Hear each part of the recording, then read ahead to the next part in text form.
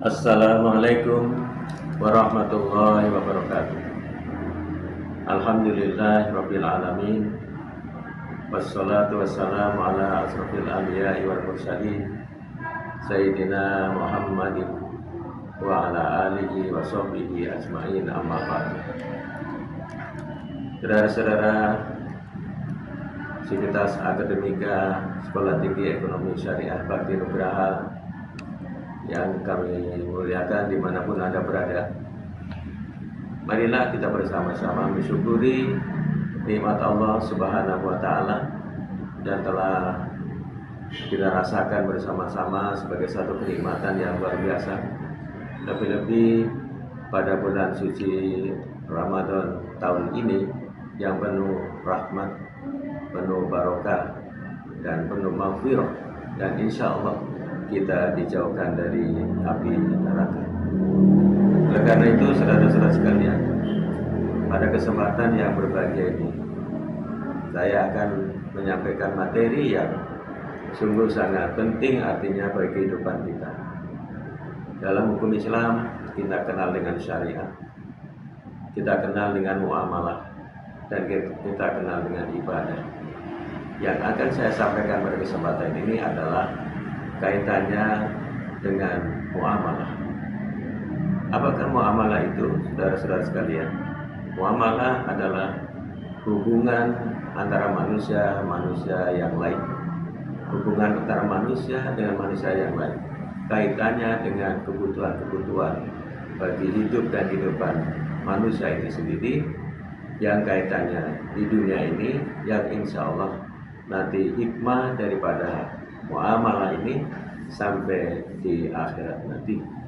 Oleh karena itu, saudara-saudara sekalian, sangat penting artinya kaitannya dengan masalah muamalah ini, karena ini akan memberikan kedamaian di antara kita, kedamaian di antara sesama kita umat manusia di muka bumi ini, karena intinya adalah wa ta'awanu 'alal birri wat taqwa wa la ta'awanu 'alal ismi wal 'udwan. Hendaklah kamu semuanya bertolong-tolongan untuk hal-hal yang sifatnya kebaikan, dan janganlah kamu bertolong-tolongan untuk hal-hal yang dapat mendatangkan kejelekan dan kemungkaran. Oleh karena itu, di sini lebih ditekankan pada hubungan manusia dengan manusia yang lain. Jangan sampai menimbulkan kerugian di antara satu sama lain. Jangan sampai menjadi kedoliman antara satu sama lain dalam hal kaitannya dengan jual beli maupun utang piutang. Oleh karena itu, tema singkat pada kesempatan ini adalah unsur-unsur haram di wilayah pinjol atau pinjaman online. Saudara-saudara sekalian, kaitannya pinjaman online ini adalah hubungan dengan manusia yang lain. Satu kebutuhan tertentu yang dimiliki oleh seseorang dalam rangka memberi hajat hidup. Namun demikian, dalam syariat Islam, dalam hukum Islam kaitannya dengan muamalah, tentu ada hal-hal yang penting untuk dicatat. Dalam kaitannya jual beli, tentu Allah sangat menghalalkan jual beli itu, tapi mengharamkan riba. Wa halallahu bai'an wa harrama riba, yang disebutkan dalam Al-Quran. Allah menghalalkan jual beli dan mengharamkan riba.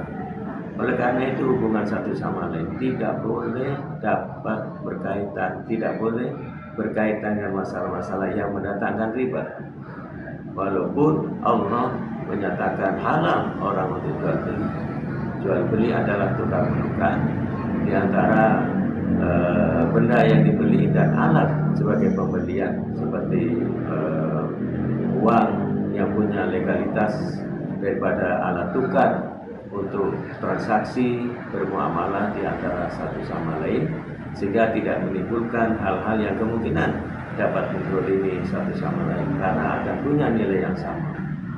Di manakah sesungguhnya terjadinya riba? Terjadinya riba adalah terjadi sebuah kekuatan tertentu pada yang memiliki uang atau si orang yang meminjamkan uang. Ada hal yang berkepentingan dengan orang si peminjam itu sendiri, memang ada. tapi juga tidak boleh untuk dilakukan penekanan tertentu yang sesungguhnya itu adalah tidak boleh dilaksanakan oleh sebuah kekuatan apapun kecuali satu sama lain saling ridho atau antara minkum, antara si pemberi hutang dengan orang yang berhutang, maka dua-duanya harus memiliki satu niat yang baik untuk melakukan transaksi bermuamalah dalam rangka mencari manfaat, dalam rangka mencari keridhaan antara keduanya dan ridho Allah Subhanahu wa taala. Saudara-saudara sekalian, oleh karena itu pada kesempatan yang sangat baik ini saya ingin menyatakan bahwa sesuatu yang berhubungan dengan antar manusia dengan manusia yang lain adalah satu yang sangat amat penting, karena masing-masing niatnya adalah saling tolong-menolong. Tapi ketika kita bicara pinjol yang akhir-akhir ini marak di tengah-tengah masyarakat, rasa-rasanya begitu sangat memprihatinkan. Karena semakin maraknya pinjol, maka semakin banyak orang tertarik untuk pinjam secara online. Padahal pinjam secara online itu menurut ketentuan muamalah, yaitu syariat kita, agama Islam, itu banyak hal-hal yang bisa mendatangkan kemudorotan. Ketika banyaknya kemudorotan yang akan diperoleh oleh salah satu pihak, maka inilah bisa menjadi unsur-unsur haram untuk pinjaman online itu. Artinya secara nyata memang akan terjadi transaksi, tapi transaksinya itu melalui online. Kita juga tidak tahu siapa yang memberikan hutang dan siapa yang berusaha untuk hutang, walaupun hutang itu sendiri menurut saya adalah karena keadaan keterpaksaan. Tapi janganlah kita dalam sebuah keterpaksaan itu melakukan hal-hal yang tidak baik, walaupun ada unsur daripada rukhsah. Tapi untuk kegiatan yang semacam ini harus dilakukan dengan cara yang baik, dengan cara yang penuh keikhlasan dan keridhaan antara keduanya, agar tidak terjadi unsur-unsur daripada haramnya pinjol seperti satu, keterpaksaan di antara satu sama lain, kemudian bunga yang cukup tinggi yang bisa menimbulkan kesengsaraan orang, bahkan bunganya bisa menimbulkan berlipat gandanya bunga itu. Kalau pinjam 100 maka bisa mendatangkan jumlahnya cukup besar sebagai keuntungan daripada si pemberi pinjaman itu sendiri. Oleh karena itu, maka marilah kita merenungkan sejenak di saat-saat kita menikmati dan mensyukuri bulan suci Ramadan ini. Janganlah kita melakukan hal-hal yang dapat mendatangkan kesulitan bagi orang lain, tapi mudahkanlah kepada orang lain sehingga kita merasakan betapa pentingnya hubungan antara satu sama lain. Silaturahmi harus kita kedepankan untuk memperoleh nilai-nilai ketakwaan kita kepada Allah Subhanahu wa taala, seperti yang sudah saya sebutkan, ta'awanu 'alal birri wat taqwa wa la ta'awanu 'alal ismi wal 'udwan. Bertolong-tolonglah kamu kepada hal-hal yang dapat mendekatkan takwa kita kepada Allah, dan janganlah kamu bertolong-tolongan untuk hal-hal yang dapat menyesalkan dan menimbulkan kebubaran di antara sesama kita, saling saling mengecilkan arti persaudaraan dan juga silaturahmi.